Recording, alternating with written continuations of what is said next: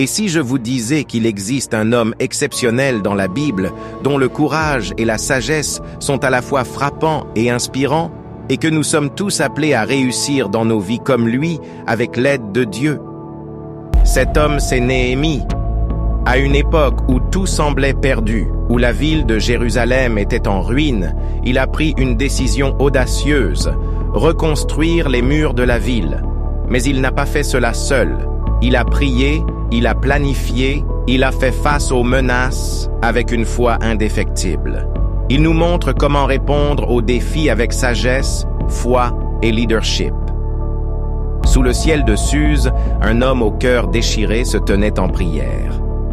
Néhémie, échanson du roi Artaxerxès, venait d'apprendre l'état lamentable de Jérusalem.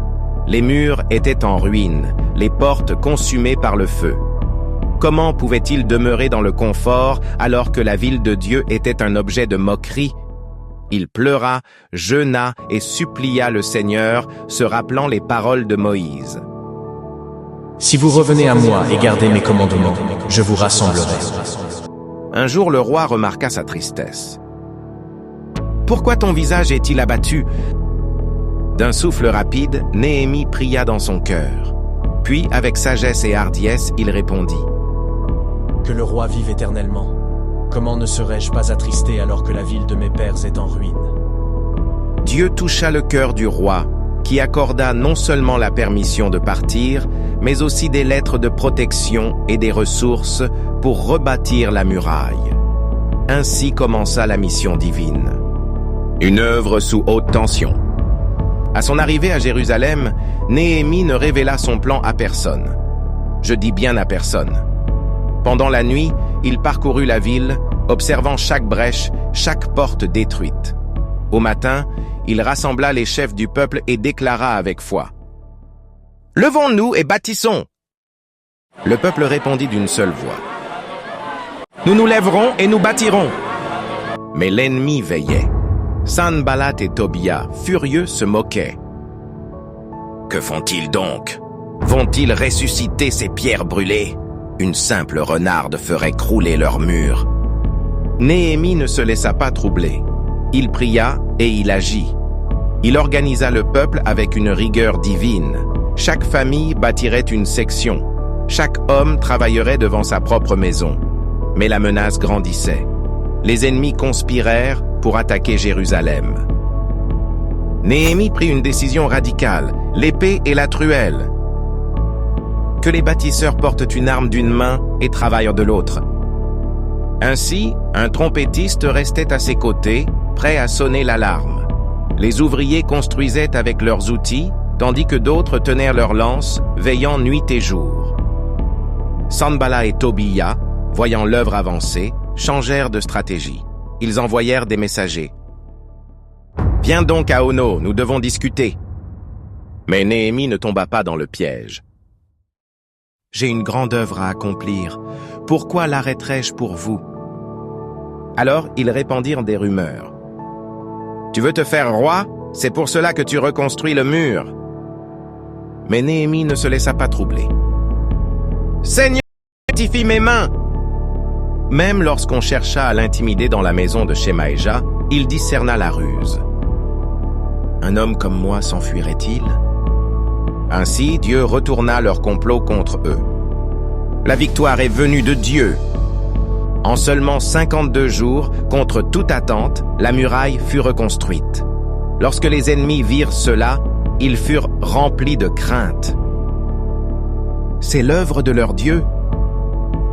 Dieu avait combattu pour son peuple. Néhémie, rempli de reconnaissance, organisa une grande célébration. Les Lévites chantèrent, les trompettes sonnèrent, le peuple exulta. On apporta la loi de Dieu au milieu d'eux et Esdras la lut. Les cœurs furent touchés. Ils pleurèrent en entendant les paroles de l'Éternel, mais Néhémie les encouragea. « Ce jour est saint, ne pleurez pas, car la joie de l'Éternel est de votre force. » Et ainsi, sous la conduite de Néhémie, Jérusalem fut restaurée non seulement dans ses murailles, mais aussi dans son cœur spirituel. L'ennemi avait tenté, conspiré, menacé. Mais Dieu était victorieux. Chers amis, Néhémie a montré une foi inébranlable dans la prière et l'action, et il a accompli l'impossible avec l'aide de Dieu. En face des menaces et des obstacles, il est resté résolu, fidèle à sa mission, et a vu la victoire de Dieu se manifester dans la reconstruction des murs de Jérusalem. Question pour vous. À quel défi dans votre propre vie vous sentez-vous appelé à répondre avec la même foi et détermination que Néhémie? Lorsque vous faites face à des attaques ou à des oppositions, comment réagissez-vous? Prenez-vous le temps de prier et de vous préparer avec sagesse comme Néhémie? De quelle manière pouvez-vous appliquer les principes de leadership et de vision divine que Néhémie a montrés dans vos propres projets ou dans votre vie quotidienne? Nous vous invitons à commenter ci-dessous et à partager vos réflexions. Quelle partie de l'histoire de Néhémie vous a le plus inspiré? Néhémie a fait face à des obstacles avec une confiance totale en Dieu. Et de la même manière, Jésus-Christ nous appelle à nous tourner vers lui dans nos moments de difficulté. Jésus, le roi des rois, est venu sur terre pour reconstruire nos vies brisées, pour nous offrir le pardon et la vie éternelle. Il a donné sa vie sur la croix pour que nous puissions avoir accès à une relation personnelle avec Dieu, notre force dans les moments d'épreuve. Si vous ressentez ce besoin de guérison, de restauration, ou même de commencer un nouveau chemin avec lui, n'hésitez pas à ouvrir votre cœur à Jésus aujourd'hui. Jésus dit, « Venez à moi, vous tous qui êtes fatigués et chargés, et je vous donnerai du repos. » Alors, pourquoi ne pas inviter Jésus dans votre vie aujourd'hui? Il est prêt à restaurer, à guérir et à vous donner une force nouvelle. Que Dieu vous bénisse. N'oubliez pas de partager avec nous dans un commentaire sur ce que vous avez appris si vous l'avez à cœur.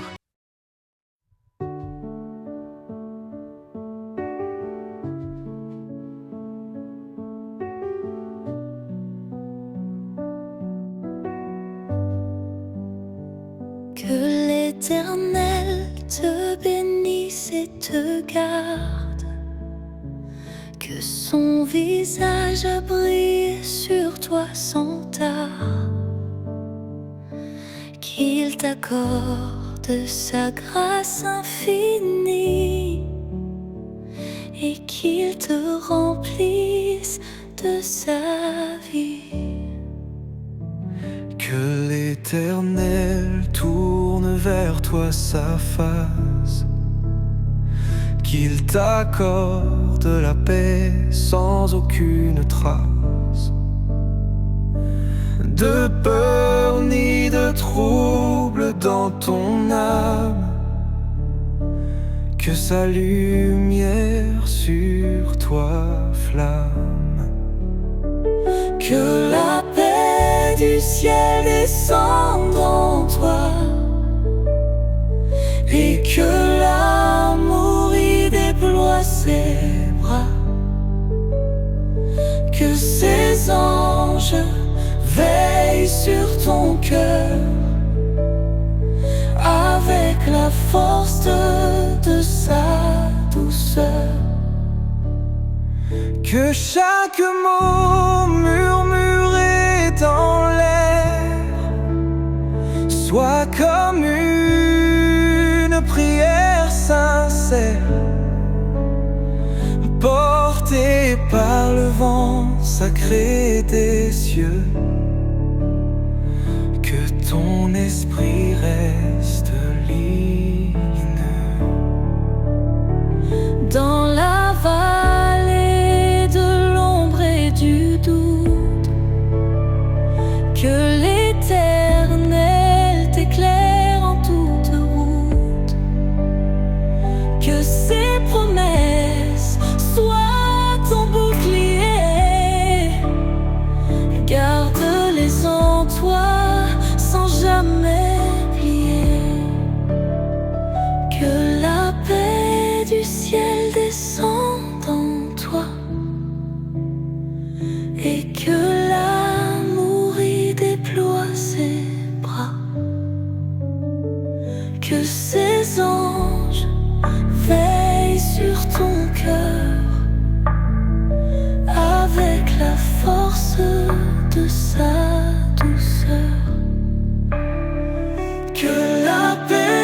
du ciel descende en toi, et que l'amour y déploie ses bras,